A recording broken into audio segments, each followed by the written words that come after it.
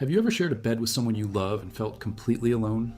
Not because they left, not because they were cruel, not because anything dramatic happened, but because somewhere in the slow erosion of 1,000 ordinary nights, the two of you stopped reaching for each other. You started sleeping back to back. The silence between your bodies became heavier than any argument you ever had, and you told yourself, this is just what happens. This is what long marriages feel like. This is normal. Saint Teresa of Avila saw what that distance does to a soul. Not as a metaphor, not as a feeling. She documented it. She prayed over it. She received visions that pulled back the curtain on what happens inside a marriage when two people share the same roof but stop sharing themselves. And what she found should change the way you think about every night you have ever spent turned away from the person beside you. We are talking about one of the most relentlessly documented mystics in the history of the Catholic Church. Born in Avila, Spain on March 28, 1515, Teresa Sanchez de Cepeda d'Avila y Ahumada was the daughter of a converso merchant family with 21 children. Her mother, Beatriz de Ahumada, died in 1528 when Teresa was 13 years old. She entered the Carmelite convent of the Incarnation in Avila in 1535 at the age of 20. By the time she died in 1582 in Alba de Tormes, she had written 4 major works totaling hundreds of pages of primary theological and mystical text, reformed an entire religious order across 17 foundations, scattered from Avila to Seville, and experienced hundreds of recorded supernatural encounters that were examined, cross-examined, and certified by some of the most rigorous theological minds of the Spanish Counter-Reformation. The Vatican canonized her in 1622, 40 years after her death. Pope Paul VI named her a Doctor of the Church on September 27, 1970, only the third woman in history to receive that title, alongside Catherine of Siena and later Thérèse of Lisieux. Her writings are not devotional poetry. They are not comfortable reassurances. They are field reports from the interior life, written under obedience to her confessors, and they cut like a blade into whatever comfortable distance you have built around your real self. Teresa did not write about marriage from the outside. She came from a household shaped by grief and silence and the particular loneliness that descends on a family when one of its members disappears behind their own pain. She watched her father, Alonso de Cepeda, withdraw after her mother's death. Not dramatically, quietly, the way a tide goes out without announcing itself. She watched him maintain the exterior of a devout and honorable life while something essential in him had gone cold. She wrote about that period in her autobiography, the Libro de la Vida, completed around 1565 and submitted to her confessor, Garcia de Toledo, for review. She said the loss of her mother left her so desolate that she went to a statue of the Virgin Mary and begged her to be a mother in place of the one she had lost. But she also wrote about watching her father, about the specific quality of silence that moves into a house after long grief and makes itself at home. She recognized later that she had absorbed that pattern, that she had learned from watching Alonso de Cepeda that the way to survive unbearable interior pain is to seal the room where the pain lives and keep functioning. And she said that learning nearly cost her everything. If you value this kind of documented, source-driven history of the interior life, subscribe to the channel right now. It is the best way to support what we are building here. Drop a comment from wherever you're watching. Tell us the city. We want to know where this story is landing. Also, this script is researched and factual. The primary sources are Teresa's interior castle, the Castillo interior, written between June 2nd and November 29th, 1577 in Toledo, at the urging of her confessor Geronimo Gracian, and the scholarly critical edition produced by Tomás Alvarez OCD, published by Monte Carmelo in 2002, which cross-references every mystical claim in her works against the testimony of her confessors and contemporaries, including John of the Cross, Pedro de Alcántara, and Juan de Avila. These are not popular paraphrases. These are primary texts in critical scholarly editions. Now back to the story. Teresa described the soul as a castle made entirely of diamond, luminous and hard and almost impossible to crack from the outside, but fully accessible from within. Inside that castle, there are 7 sets of dwelling places arranged in concentric rings. The outermost rooms are noisy and distracted. The innermost room is the place of union with God, the place of total stillness where the real self and the divine meet without obstruction. The journey inward is the entire project of the spiritual life. But here is what people miss when they read the interior castle for inspiration and comfort. Teresa opens the whole book by saying that the greatest tragedy she knows is not the soul who charges into the castle and gets lost. The greatest tragedy is the soul that never enters at all. The soul that stays at the outer walls, not because it has been turned away, but because it has become so habituated to the noise of exterior life that it has forgotten it has an interior. It has forgotten the castle exists. It functions, it performs, it maintains, and it calls that performance a life. Now ask yourself what back-to-back sleeping represents in that framework. It is not just a physical position. 2 bodies in a bed, arranged in parallel, oriented away from each other. It is a map of what has happened in the interior. Teresa would recognize it immediately as a symptom of what she called el alma adormecida, the sleeping soul. The person who goes through the motions of a life while their real self has gone quiet somewhere inside them. She said this sleeping is not dramatic. It does not announce itself. It creeps in the way cold creeps into a room after the fire goes out, 1 degree at a time, one small refusal at a time, the question you chose not to ask, the hand you chose not to reach for in the dark, the moment of tenderness you felt but did not act on, because you had already learned, somewhere along the way, that the cost of vulnerability is too high. Teresa traced this dynamic not through abstract theology, but through direct pastoral encounter. She spent decades in the confessional and in the convent parlor at the Incarnation in Avila, where secular visitors could meet with the nuns through an iron grill. Married men and women came to her for counsel. They confided things they could not say to a parish priest who knew their neighbors. And what she heard, repeated across different lives and different decades, was the same story, wearing different clothes. 2 people who had started with genuine love and genuine intention, who had somewhere in the middle years of marriage stopped arriving inside their relationship and started managing it from a safe distance. They were still present in the technical sense. They showed up, they performed, they maintained. But the interior had been vacated. She wrote about this in The Way of Perfection, the Camino de Perfección, drafted in 1562 and revised in 1566 for the nuns of her first Reformed Carmelite convent, St. Joseph's in Avila. In a chapter that scandalized some of her contemporaries for its directness, she distinguishes between a spiritual amor, genuine spiritual love, and amor particular love. Particular love, she writes, is the love that looks like love but is actually a transaction.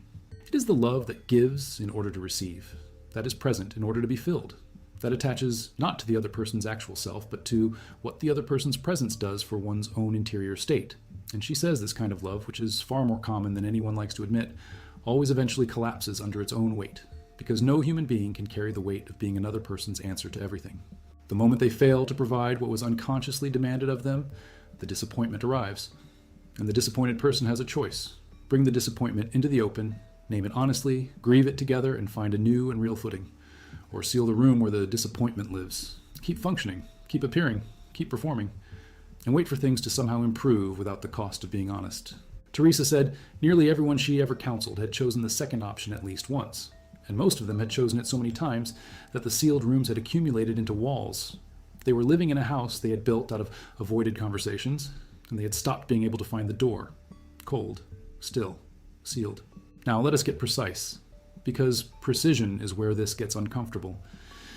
In the 3rd dwelling places of the interior castle, Teresa describes a category of soul that she finds almost more difficult to help than the obviously sinful soul. She calls them almas virtuosas, virtuous souls, people who have been faithful to religious practice, who have not committed dramatic failures, who pray, who fast, who tithe, who maintain the appearance of a devout and ordered life. And she says, these souls often stall for decades inside the 3rd dwelling places because they have confused the exterior performance of virtue with the interior surrender that virtue is supposed to produce. They are doing everything right on the surface, and nothing at all at the level that actually matters. Apply this image to a marriage, and you will feel something shift in your chest. The couple who goes to church on Sunday, who attends family dinners and sends holiday cards and manages their shared finances and raises their children with appropriate levels of attention and involvement, who do not cheat, who do not rage, who do not collapse, who function efficiently as a household, and who sleep back to back every night in a silence so old neither of them can remember when it started. Teresa would look at that marriage and say, that is a 3rd dwelling places marriage. Everything correct? Nothing alive? She had a phrase for what was missing. She called it the interior movement, the thing inside a relationship that moves, that changes, that surprises, that risks.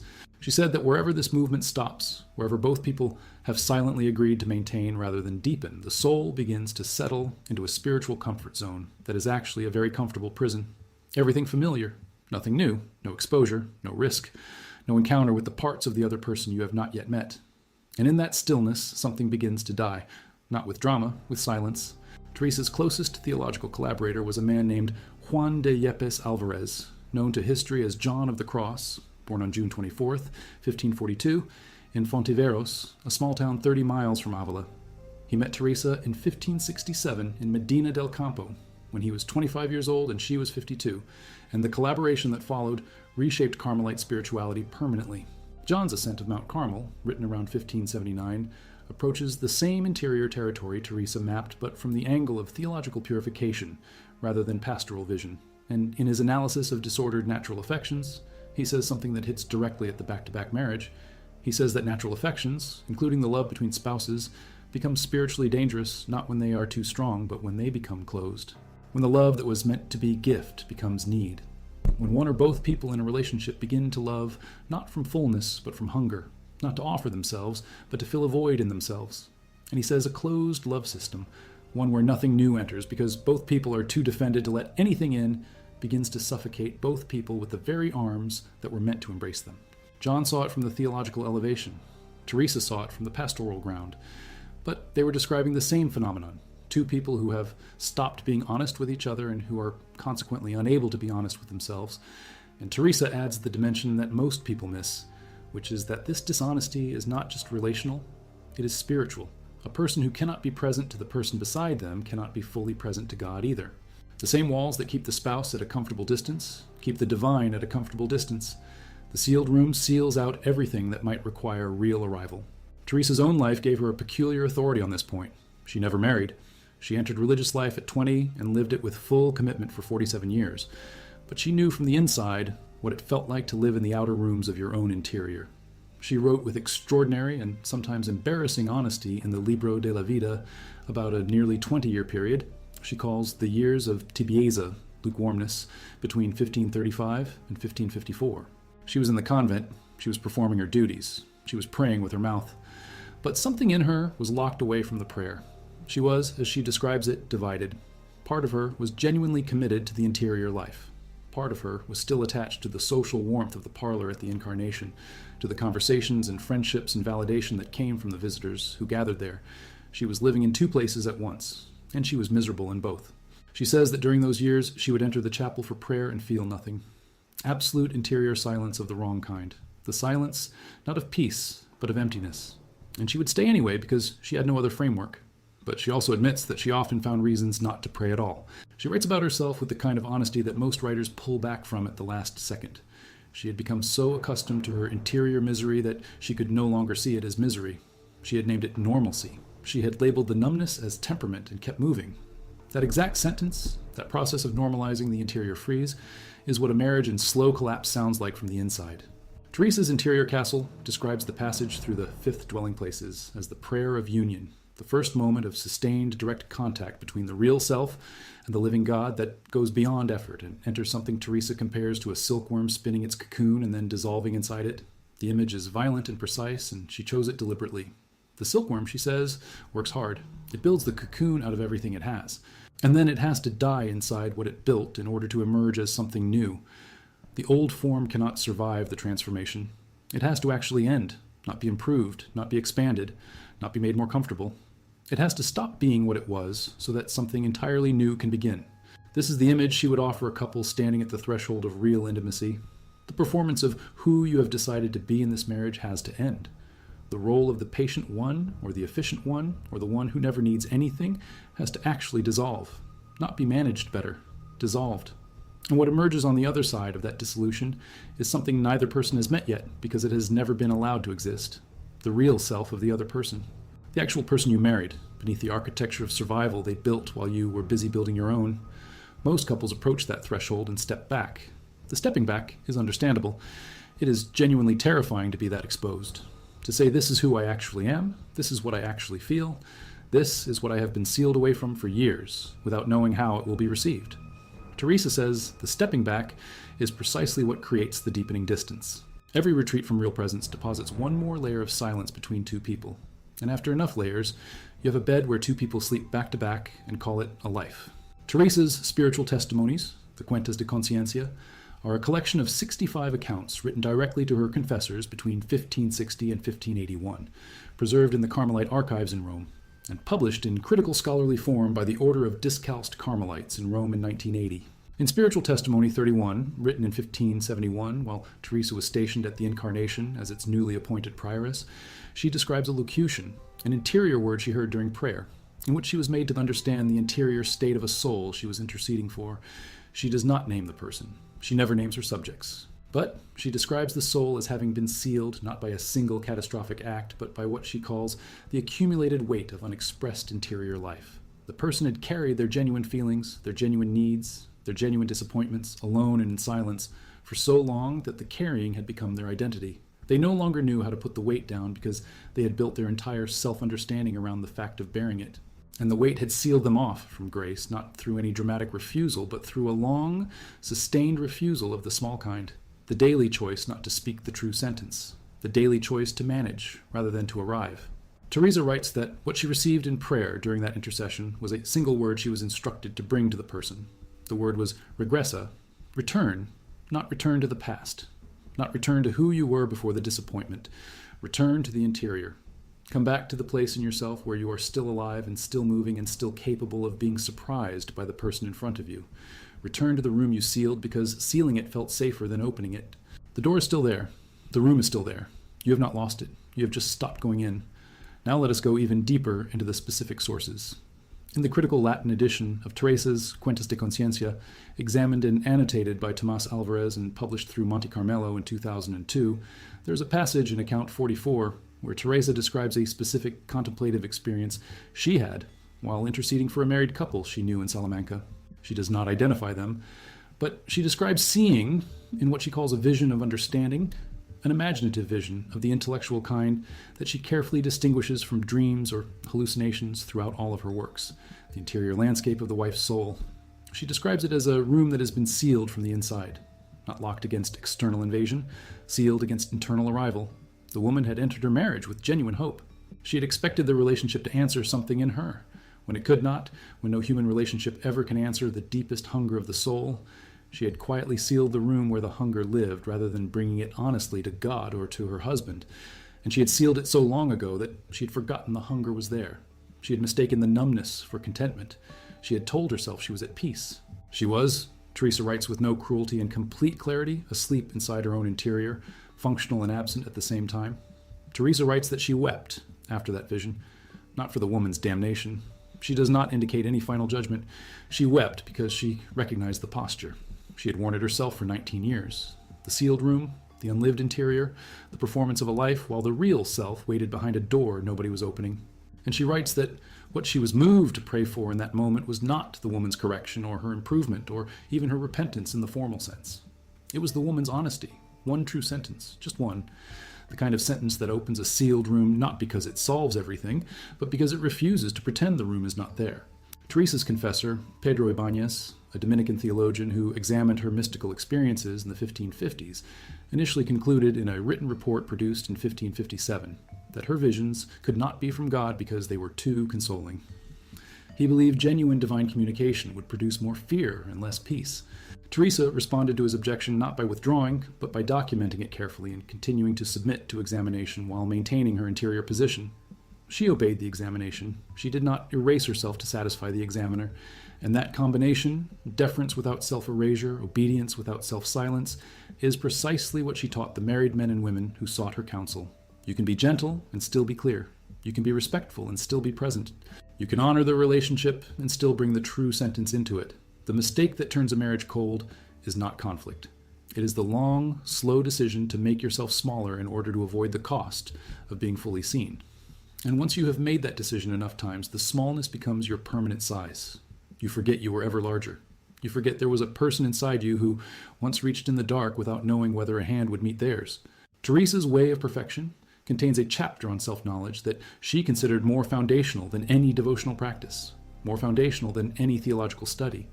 She says that self-knowledge is not a destination you arrive at and then possess. It is a permanent posture, the ongoing willingness to look at what is actually happening in your interior rather than what you wish were happening or what you believe should be happening, given how long you have been at this. And she says this posture is sharpest when it is tested in relationship, because other people show us what we cannot see when we are alone. A spouse is the most rigorous mirror available to a human being, not because they observe us perfectly or without distortion, but because they are close enough and present enough and specific enough to reveal the parts of us that casual observation never reaches.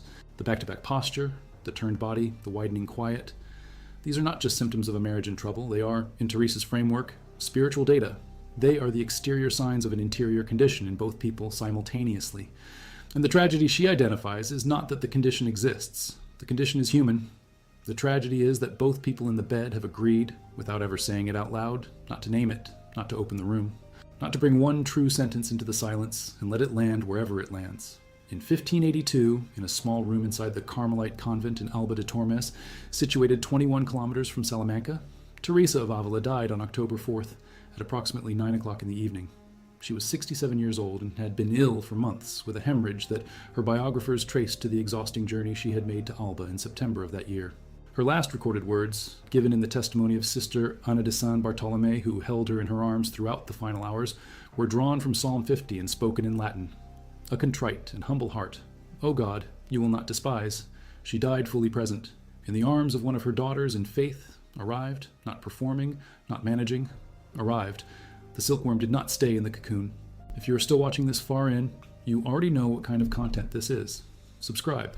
Drop your city in the comments. This is the research that most people never find, and it matters more than the version of this story that gets told at comfortable distances. Now here is the factual detail that reframes everything we just heard. And it did not surface in popular publications until the early 20th century. In 1914, a team of scholars working under the direction of the Carmelite Historical Institute in Rome undertook a systematic review of the testimonies gathered during Teresa's beatification process, which had opened formally under the authority of Pope Paul V in 1609. Among hundreds of witness statements collected from people who had known her personally, they found the deposition of Francisco de Salcedo, a nobleman from Avila who had served as one of Teresa's earliest lay spiritual advisors beginning in the 1550s. Salcedo testified that Teresa had once told him privately something that had not appeared in any of her published or circulated works. She had told him that, of all the forms of spiritual desolation she encountered in decades of prayer and counsel, the one that most broke her heart was not the soul who had fallen catastrophically and knew it. It was the soul who had gone cold so gradually that it believed it was still warm. The person who had stopped arriving inside their own life by such small degrees that they could no longer locate the moment of departure. The person who slept beside someone they had once loved with everything they had, and who had told themselves night after night after night, this is just how it is. This is just what we have become. This is just what marriage looks like after long enough. She said, God weeps most, not over the dramatic fall, but over the quiet disappearance. That testimony was preserved in archival manuscript 174 in the Carmelite General Archive in Rome, according to the cataloging work done by the Historical Commission in the 1914 review.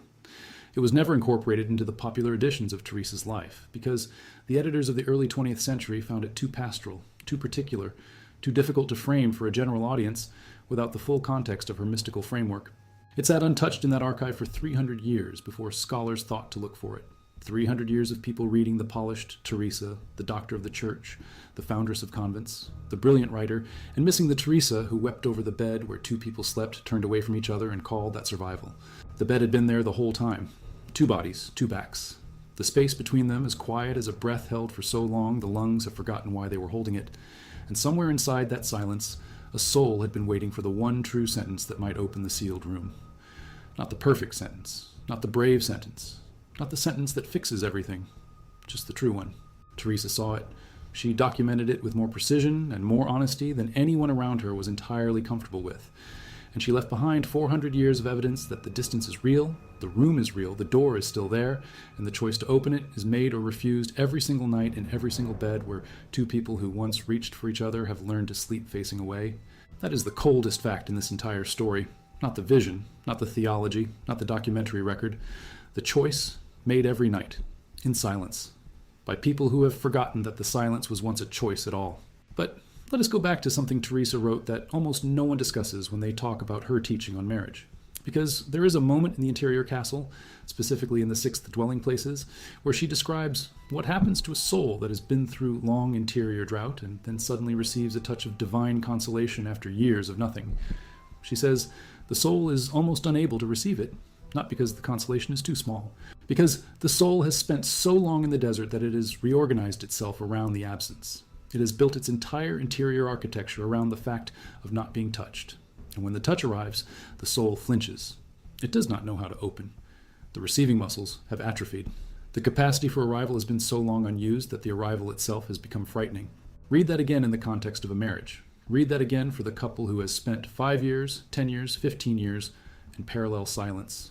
who have organized their entire domestic life around the fact of not being vulnerable with each other, who have built routines and roles and efficient systems of household management specifically because those systems do not require them to be present in the interior sense, who have, without ever deciding to, become experts at existing beside each other without ever arriving beside each other.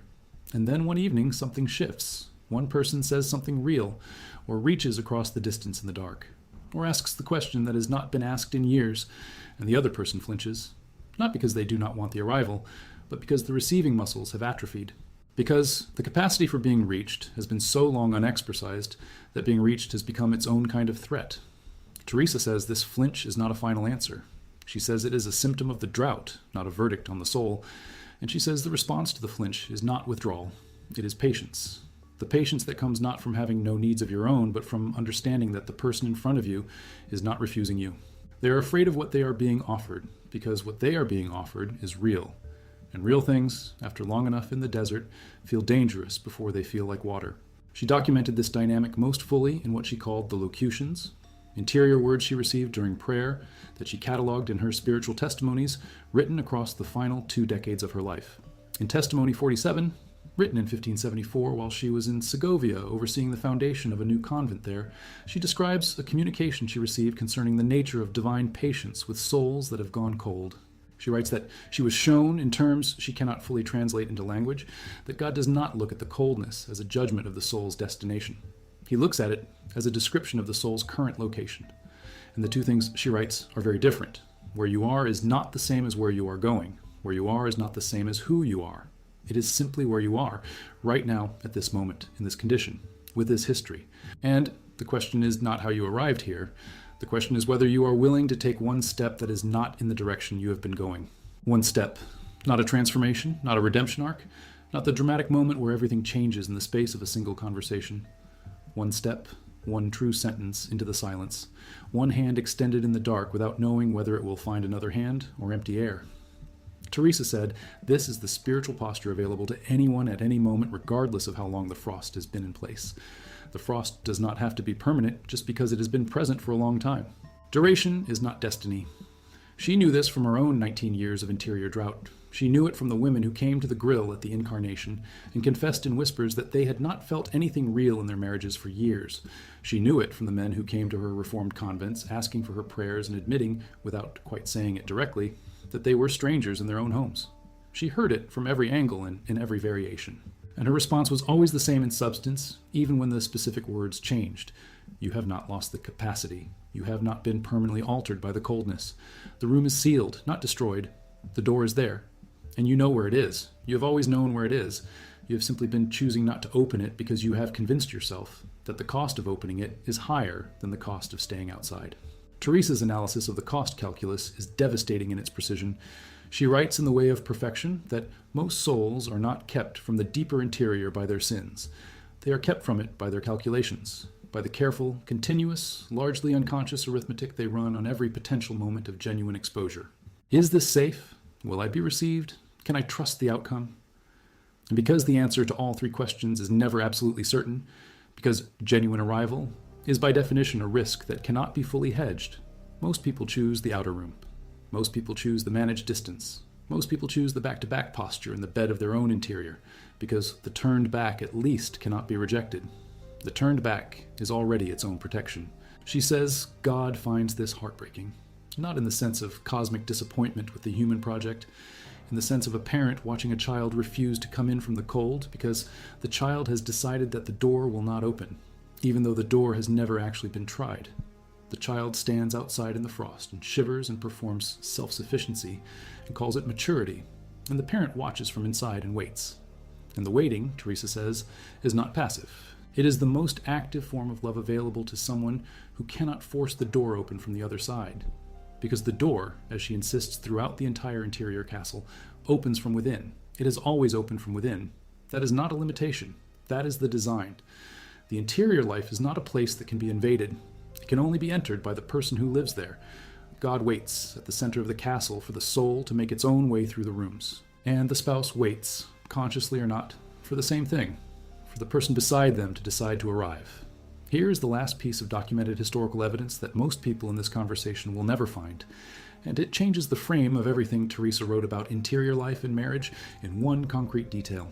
In the canonical process, documents for Teresa's beatification, specifically in the testimony volume compiled in Salamanca in 1609 and preserved in the Vatican Secret Archive under the designation Congregazioni per le Cause dei Santi, reference Avila 102, there is a deposition by a Carmelite priest named Fray Diego de Yepes, who served as Teresa's confessor in the final years of her life. Fray Diego testified that shortly before her death, during one of their final conversations in Alba de Tormes in the autumn of 1582, Teresa told him something he had not heard her say in the same form before. She said that of all the intercessions she had made throughout her life, the ones that occupied the most space in her prayer were not the intercessions for public sinners or for souls in obvious spiritual crisis. They were the intercessions for married people who had settled, who had decided, consciously or not, that what existed between them was the final version of what could exist, who had stopped expecting anything new from each other and called that acceptance. She told Fray Diego, "The settled ones are the hardest to reach, because they have mistaken the silence for peace, and they will defend the silence as if defending peace. And meanwhile, something in them is dying of thirst. In a room they have sealed so long they no longer remember that water was ever there." Fray Diego's testimony was considered by the examining commissioners at the beatification process to be among the most pastorally significant pieces of evidence submitted, but it was not included in the popular summaries of her life that circulated in the century following her canonization. It was too specific, too interior, too focused on the quiet suffering of ordinary married lives, rather than on the dramatic mystical phenomena that made for better hagiography. It sat in the Vatican archive under that reference number for 300 years, read only by scholars with specific archival access and specific research questions that led them to it. The bed had been there the whole time. 2 bodies, 2 backs. The space between them as quiet as a breath held for so long the lungs have forgotten why they were holding it. And somewhere inside that silence, a soul had been waiting for the one true sentence that might open the sealed room.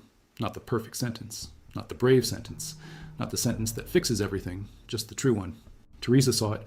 She documented it with more precision and more honesty than anyone around her was entirely comfortable with. And she left behind 400 years of evidence that the distance is real, the room is real, and the door is still there. The choice to open it is made or refused every single night, in silence, by people who have forgotten that the silence was once a choice at all.